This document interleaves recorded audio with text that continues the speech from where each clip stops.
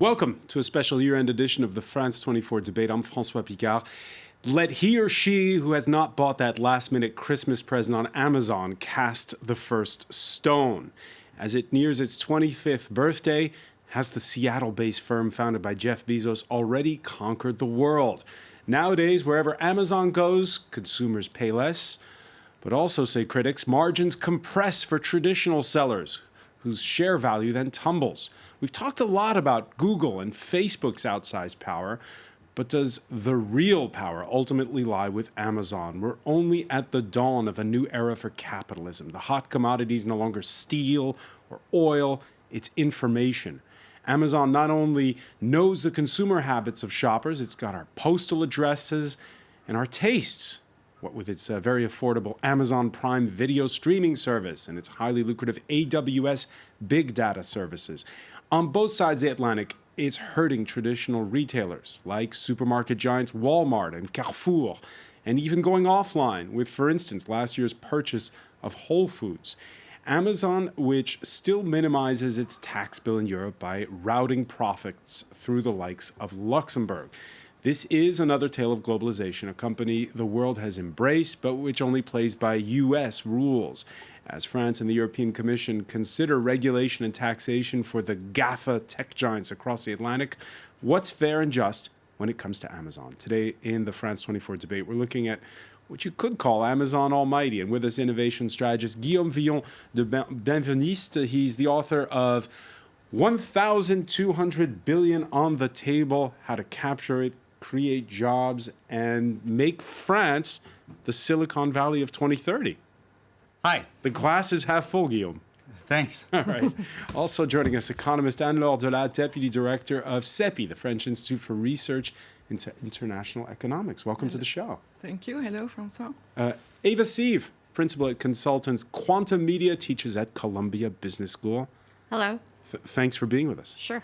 And because we're wondering how this change affects us as human beings, we're also in need of a good digital sociologist. Fortunately, Antonio Casilli, who teaches at the Paris Institute of Technology, Télécom Paris happens to be with us. Thank you for that. Thank you for having me here.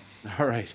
Just how powerful is Amazon? Well, it even revived the Carnegie Deli recently. The legendary New York dining establishment went out of business a few years back, but for the second season of its Emmy Award-winning series, The Marvelous Mrs. Maisel, which is on Amazon Prime, set in the late 1950s, the Carnegie Deli came back to life, albeit temporarily. It was a pop-up deli.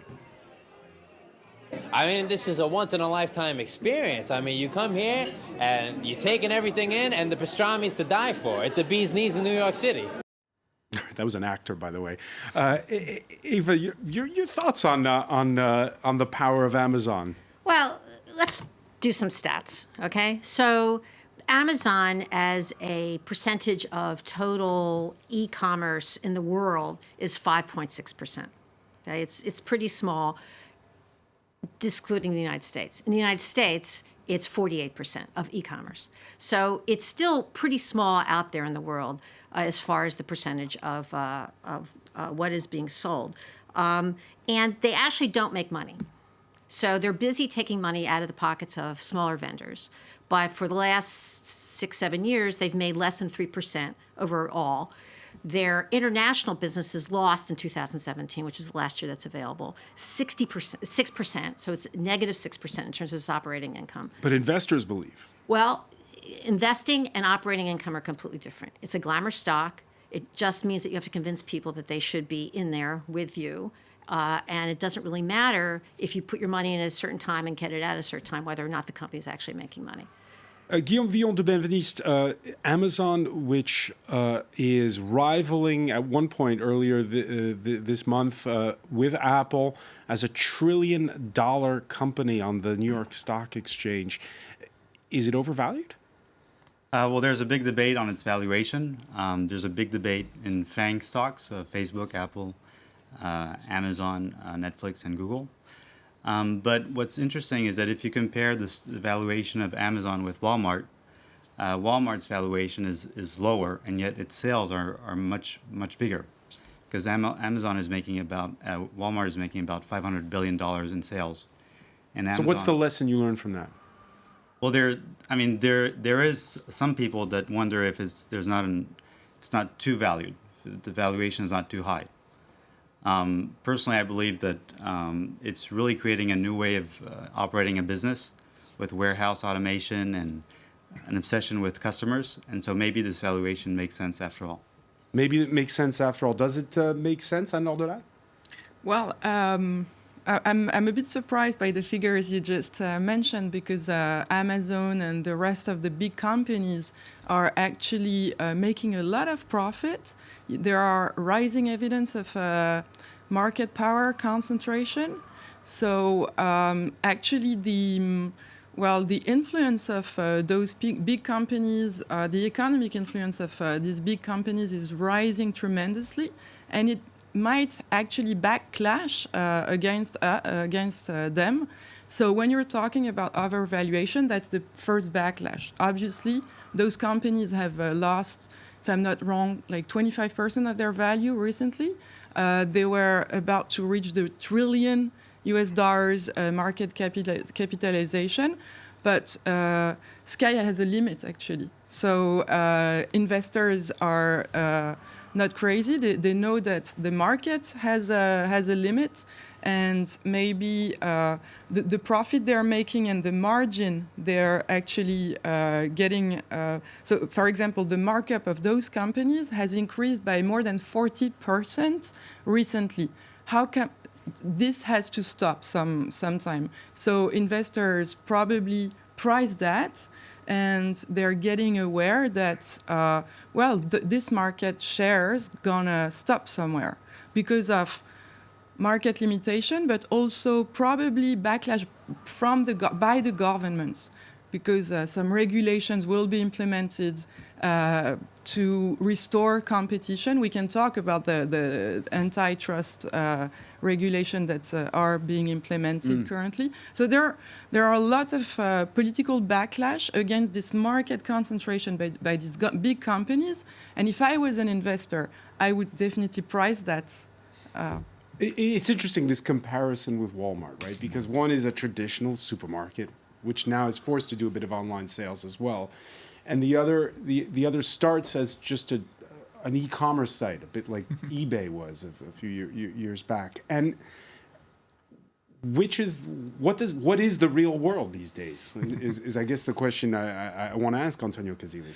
Well, the real world is the world where Amazon operates, actually. There is no distinction between an entirely offline and an entirely online retailer or, enterprise for what it may. Well, anyway, the point is that Amazon is opening a few shops in the real world, meaning brick and mortars, and they are actively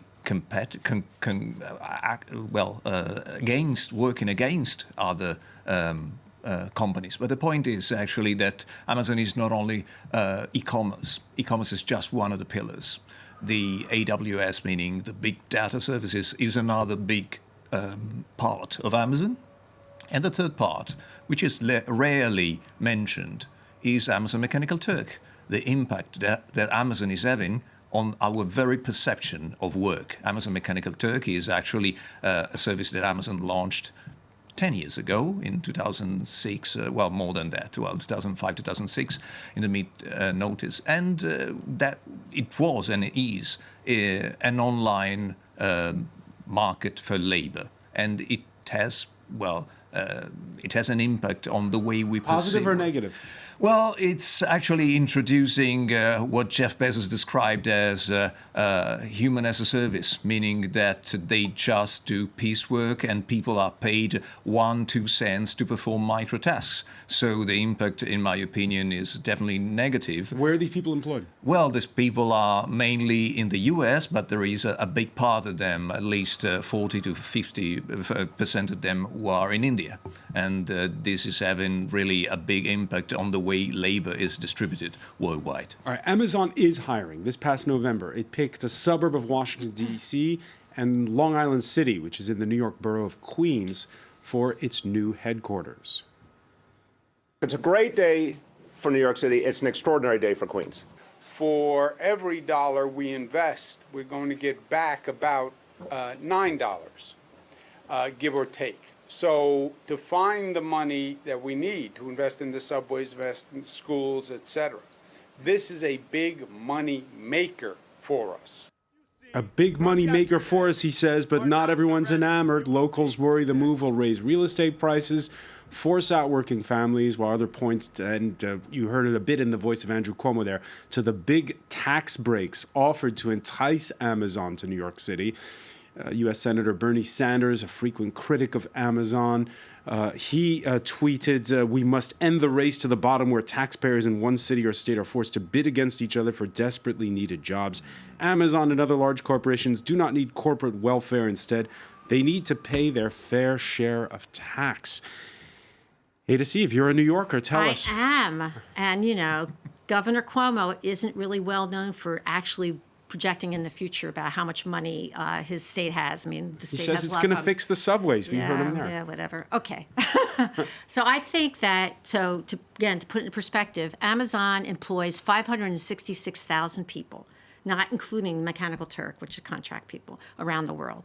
The number of people that they're going to be hiring outside of Washington, D.C. and New York City are very small. It's a very small percentage of that. And there is an argument that they would have gone to those locations anyway, but they were busy doing what they do in the marketplace, which is they had an auction. They put up all the prices that everybody else offered, and they tried to get the best deal. That is a rational response to trying to relocate. So I can't blame Amazon for doing it. I can blame the cities for taking the bait and going ahead and putting out all this money and future. So you agree with Bernie Sanders that they need to pay more tax? I agree that it's really not a good idea for these cities to compete. I mean, the service economy is an unfair economy in general. It's not manufacturing. It's decentralized. Companies really can pay what they want. Workers have no comparisons, and so. It just doesn't seem like it's a reasonable thing for a city to decide that they're the ones that can actually control these service economy salaries. And by the way, Guillaume Villon de Benveniste, Amazon's opened up warehouses here in France, and they rolled out the red carpet for them, the government. That's right. Yeah. But it's maybe a figure on the employment figures. So Walmart is making 3 times as much as sales as Amazon. They're employing 2 million people. And as you were saying earlier, Amazon is employing about 600,000 people. So there's a ratio. The ratio is somewhat comparable between Walmart and Amazon in terms of sales per number of employees. Mm-hmm. So when we tend to say that they're destroying jobs, well, when you compare it to Walmart, you can see that it's not as clear as it may seem. But wasn't that the argument when Walmart came into these small towns, that they came and they were more efficient, and so they destroyed jobs in Main Street USA and so forth? Yeah, that's right. So it's essentially the next stage of what's going on. Yeah, so then that means that there are multiple debates. One question is, does Walmart create jobs in comparison to local retail companies in small cities like Leesburg in Virginia? And then does Amazon destroy more jobs than Walmart? And what's your conclusion? Well, it may destroy some, but not that much. Just 10%, not more than Walmart does. And Laure Delade, you agree?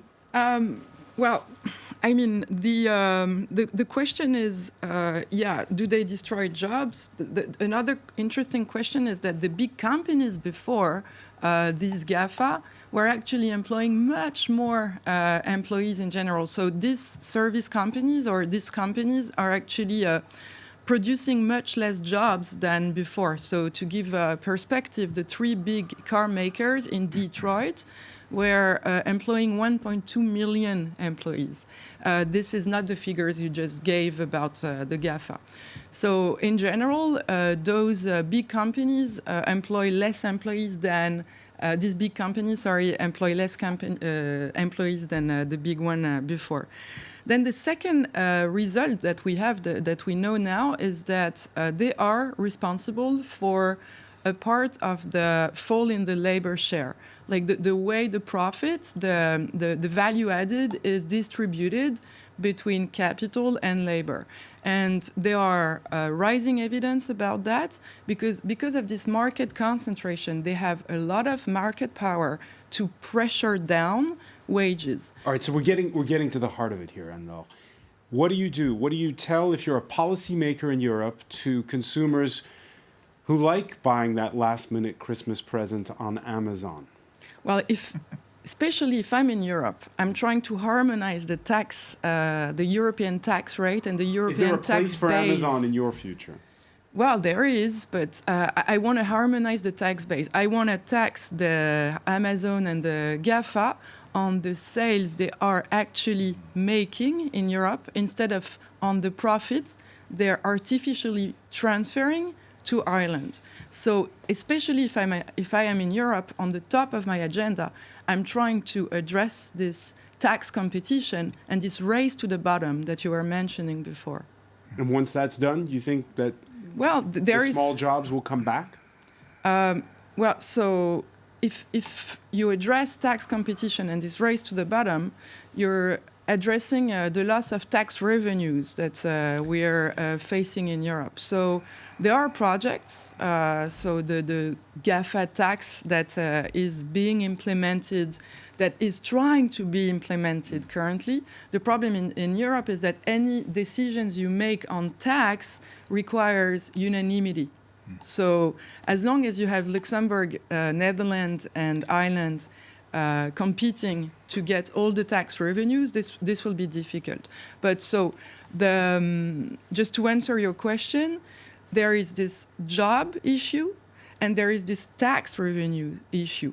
And this is something on the tax revenues issue, we can do something by coordinating our policies. Coordinating with other European nations. Yes. When we come back in the France 24 debate, we're going to be looking at that very point about how you handle the big companies like Amazon in terms of what is the fair method of taxing them, and also what does the future hold for these online giants. Stay with us.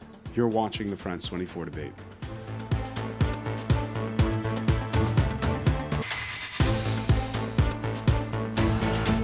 Welcome back. It's a special year-end edition of the France 24 debate. We're looking at Amazon Almighty, the ubiquitous tech giant, which is particularly apropos during the holiday shopping season, and whether it and not Facebook or Google might be the real giant of tomorrow. We're talking about it with innovation strategist Guillaume Villon de Benveniste, the author of 1,200 billion on the table, and how France could become the I'm shortening a little here, could become the Silicon Valley of 2030. France could really become the Silicon Valley of 2030? Yes, it could. We need to invest more in innovation. And that's one thing that Amazon was able to do in a very compelling way. They were able to attract about $1.3 billion in investment capital before they ever returned a profit. And hopefully one day we'll be able to attract similar amounts of capital and invest that money in just one very promising startup. There you go, a Frenchman who sees the glass half full. Also with us is economist Anne-Laure Delatte of CEPI, the French Institute of Research into International Economics. Welcome back. Welcome back to Eva Sieve, principal at consultants Quantum Media, who teaches at Columbia Business School, and Antonio Casilli, who teaches at the Paris Institute of Technology, who teaches digital sociology. Earlier this month, Germany and others dampened hopes of what Anne-Laure was talking about before the break, an ambitious plan for a Europe-wide coordinated strategy for taxing the GAFAs. In the midst of the yellow vest protests here in France, the economy and finance minister said the Macron government wouldn't be afraid to go it alone as early as the year to come. France will tax the digital giants from 2019 if the other European countries don't take their responsibilities. Antonio Casilli, are we on the cusp of a new phase when it comes to how Europe handles giants like Amazon? Hopefully so. Well, the new phase actually is not that new, because when it comes to fiscal policy and, well, this brand of regulation, France was at the avant-garde. Back in 2013, Bercy, meaning the Finance Ministry of France, published a report on fiscal policies and how to tax, well, the giants like the GAFAMs, like Amazon and Google and Facebook.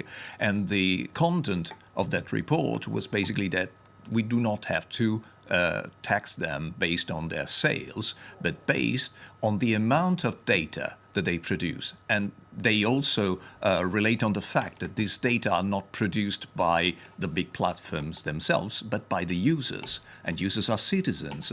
And so basically the idea underlying this kind of fiscal policy is that, first of all, we have to recognize what the report described as the invisible labor, digital labor, that we all perform for those platforms. Because every time we buy something on Amazon, we also qualify and publish reviews and rate items. And so we provide value to Amazon.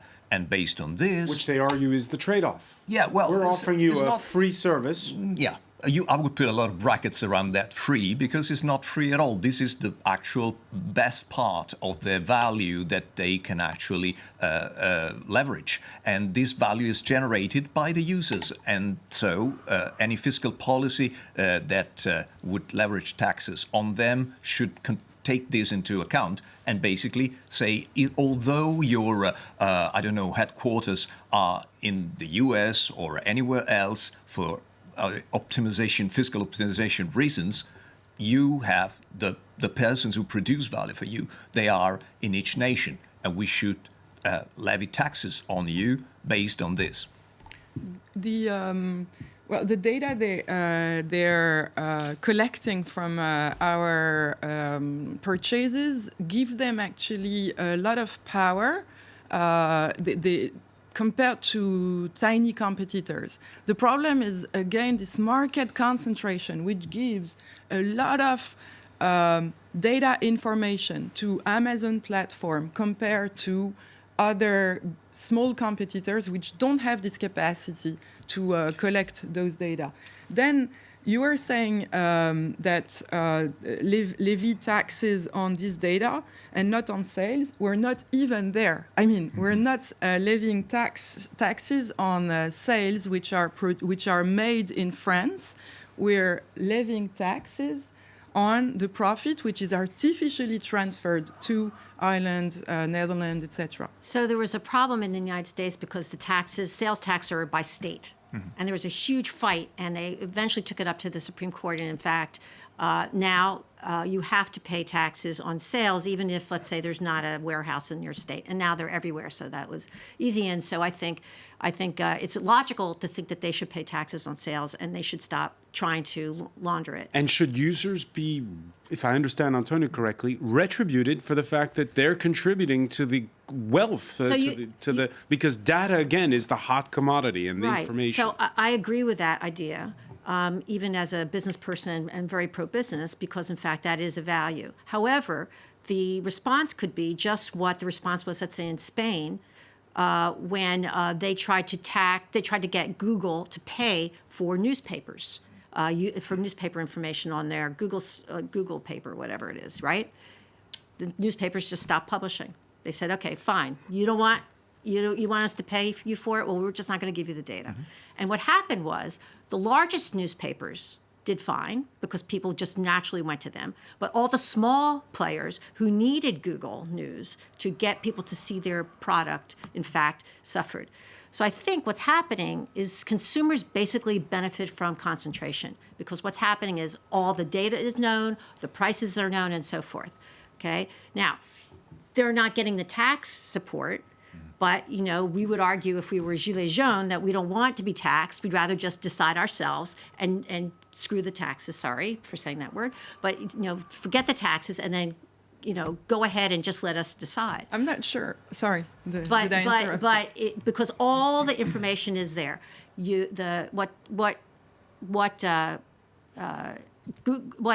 Amazon is doing is it's ruining the market for small players. It takes all the information for small players and then creates a product to compete against the small players. It has fees. It changes its mind all the time. And so even though it makes no money, which I did say, it's 2.3%, they're busy ruining the world market for so many products. It's crazy. Before I turn to you, and I'll do that, let me just explain this, because this is the heart of the point in which the European Commission is looking at. Facebook insists it's a platform, not a publisher. Amazon sees itself as more of an e-commerce platform. That's how it bills itself, than a retailer. Enter the crucial notion of third-party sellers. Yes. Amazon makes more and more of its money hosting businesses, small and large, who sell their wares through its services. The bumps you see on the chart correspond to fourth quarter sales in the run-up to Christmas. That's a problem, says the European Commission, which has opened an unfair competition probe against Amazon. And you saw there what had the commissioner, Margaret Vestager, said. She said that they're a big guy in the same market. So how do they treat the data they get from the little guy?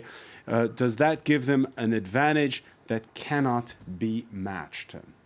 Well, so just to answer the Gilets jaunes comment, I'm not sure that the Gilets jaunes don't want taxes. They just want a more fair redistribution. If you can tax, if you can tax Starbucks more than the Café du Coin, then they'll be happy, I think.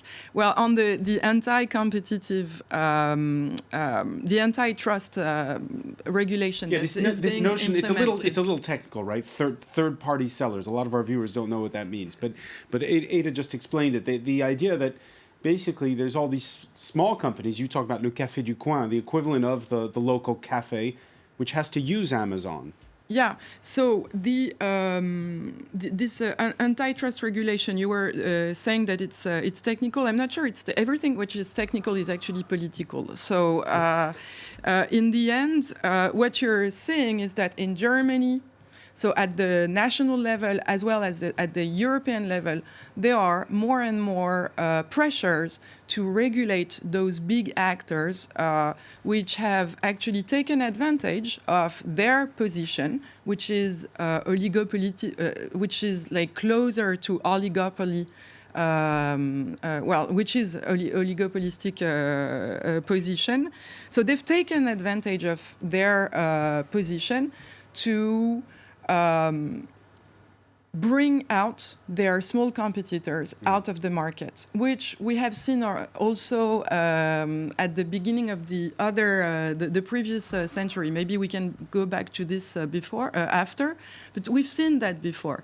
The steel and oil companies, those big companies during the Gilded Age, there's been an increase in competition at the beginning, and then they've gained this position as oligopoly. As a cartel, in the case of oil. Yeah. Sorry, my pronunciation. Would you say that the GAFAs are a cartel? I'd say that we're seeing exactly the same concentration. Same concentration. The concentration of power. So market power.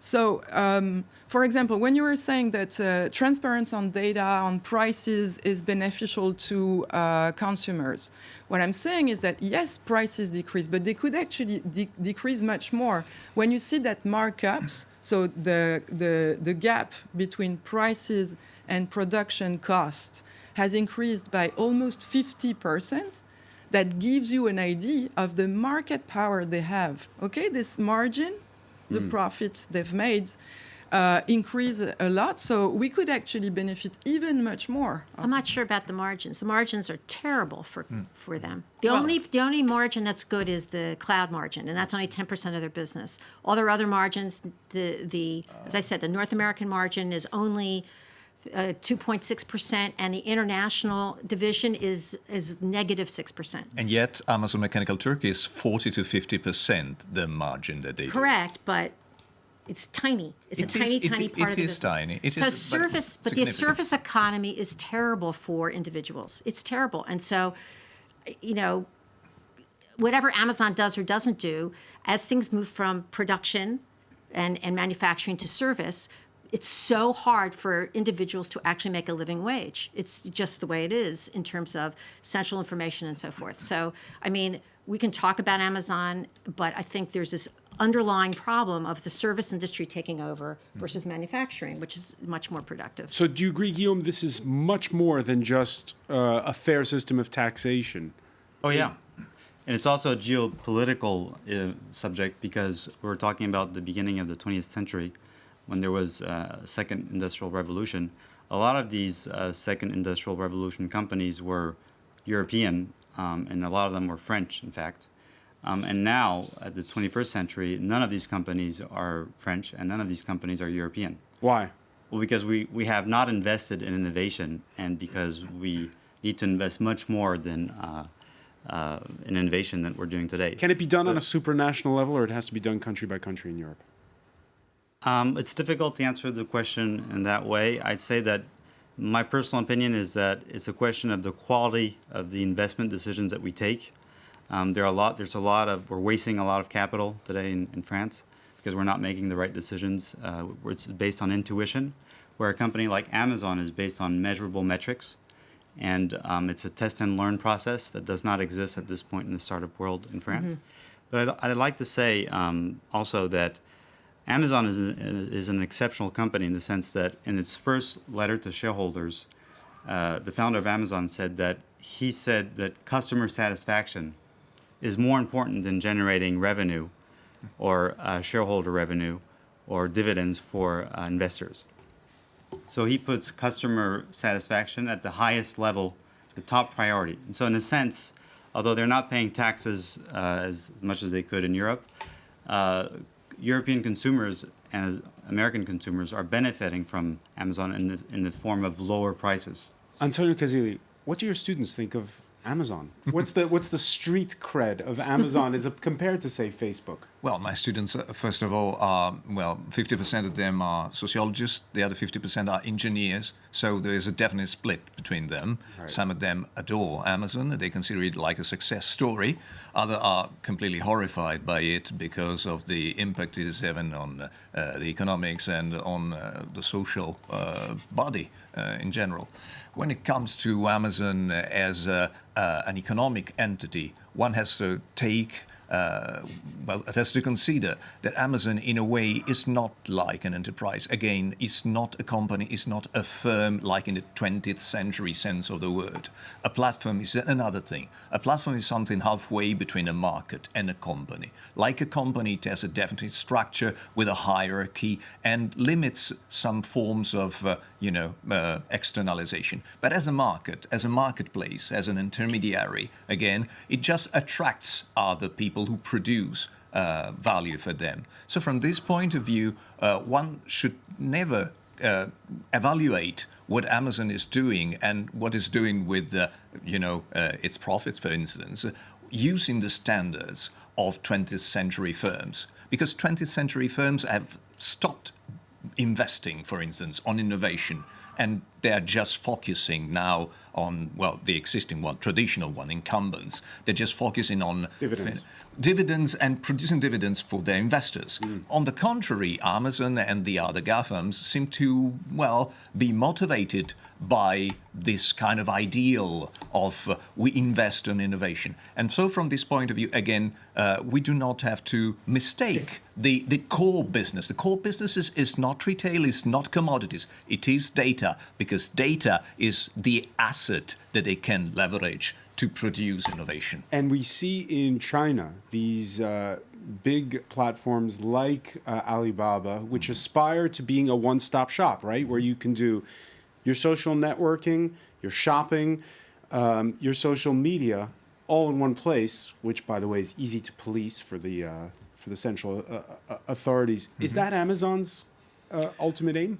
To an extent, yes, but one might say that Amazon is an inspiration for others. I mean, Google is trying to do the same thing. Facebook is trying to do the same thing, like creating marketplaces for commodities or for services. And from is this that good or bad? Is that it's just a convergence of business models. But how do you personally feel about it? I feel scared, and I feel that one has to take this from a political point of view. view, and from a political point of view means in terms of regulation and in terms of providing voice to civil society in order for them not to be lured into this kind of fake sense of security that is given by the commodity side of it. Eva Sieve, is Antonio right to be scared? Well, I would say you are in one extent, because everyone always thinks of the U.S. as having imperialistic cultural instincts, right? Mm-hmm. But on the other hand, because there's so many different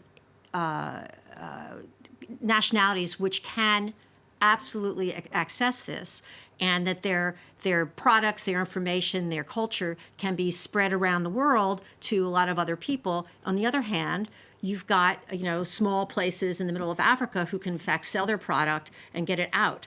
Now, there's a lot of appropriation and that kind of discussion, but I do think it's a give and a take. I tend to disagree to an extent, because when it comes to Amazon, the marketplace for commodities, yes, it is open to everybody. Yes. But if you focus on Amazon Mechanical Turk, sorry for coming back to this, Amazon definitely decided back in 2013 that marketplace is limited to 2 countries, the US and India, and they actively stopped any other country from accessing it. So even the benefits of it are now limited. And they do act as gatekeepers to their markets, either the market for web services, the market for commodities, and the market for labor. And Nordula, which... Maybe I just would like to give a macro perspective in the sense that you're talking about investing in innovation. This is in their culture. First, what we know now is that with this economy, actually the investment is very important, but it costs much less than buying a factory or buying machine, buying capital, physical capital. So in fact, this this business is by itself producing less economic growth, because it produces less investment spendings than the old economy. So just to give a macro perspective, they might have this in their culture, which I actually doubt, but they might value more their consumer than their shareholder. In the figures, what we have observed for the last 10 or 15 years is that this secular stagnation, the fact that productivity and growth is declining, is partly caused by this new economy, which actually, investing in data is expensive, but much less expensive than buying physical capital, as oil and steel companies would do before. And what they do with the data is interesting. Amazon's also getting into artificial intelligence and driverless cars. A self-driving car on a very small scale, 1/8, at a list price of $400 in the United States.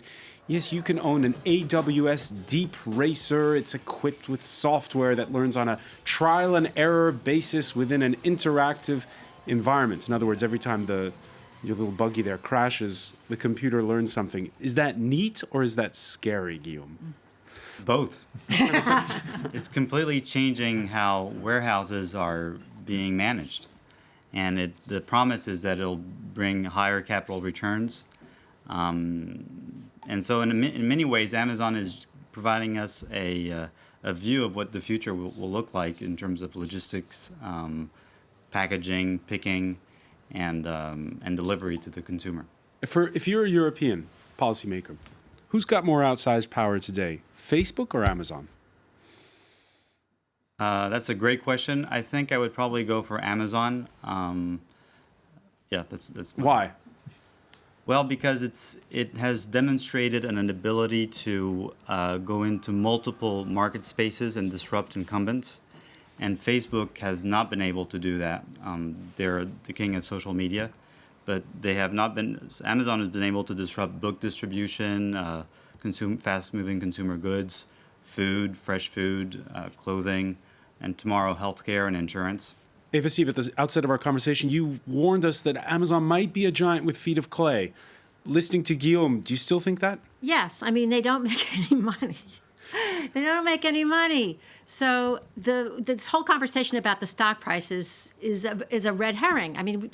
let's just talk about the operating business. The operating business is they're ruining the economy for so many categories, but they're still not making any money. So Jeff Bezos is having a super good time with that little buggy. I'm sure he is, and he's having a super good time with, talking about having little planes drop packages in front of your house.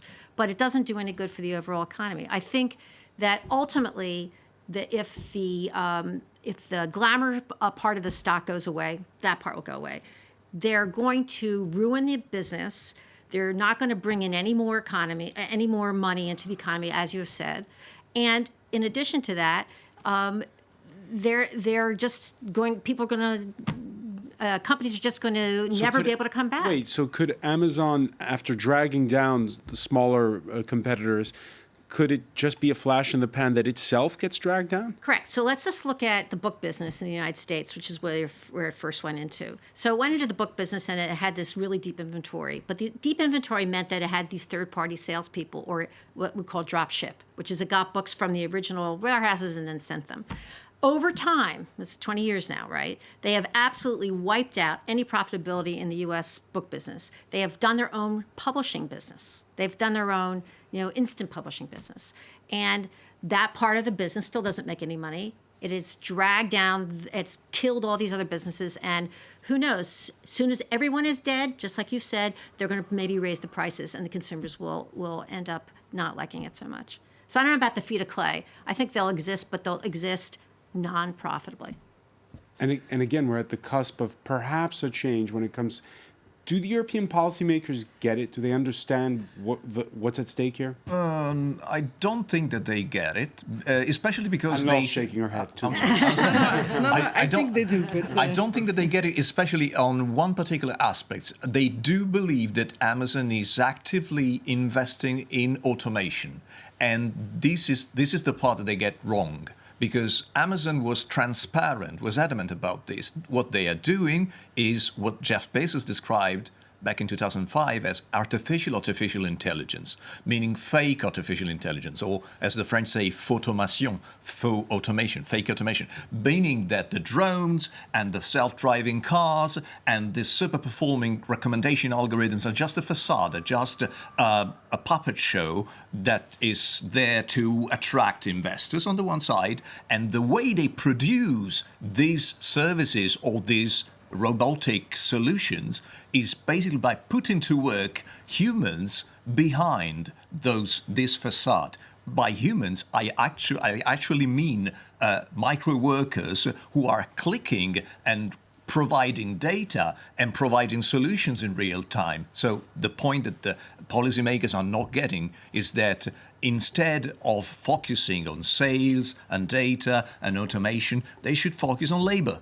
They should regulate labor inside Amazon and labor in the entire ecosystem influenced by Amazon. All right, pay attention to the citizens. We're going to have to leave it there, unfortunately, because we're running short on time. I want to thank you so much, Antonio Casali, Anne-Laure Delatte, Guillaume Villon de Benveniste, Eva Sieve, and thank you for being with us here for this special year-end edition of the France 24 debate.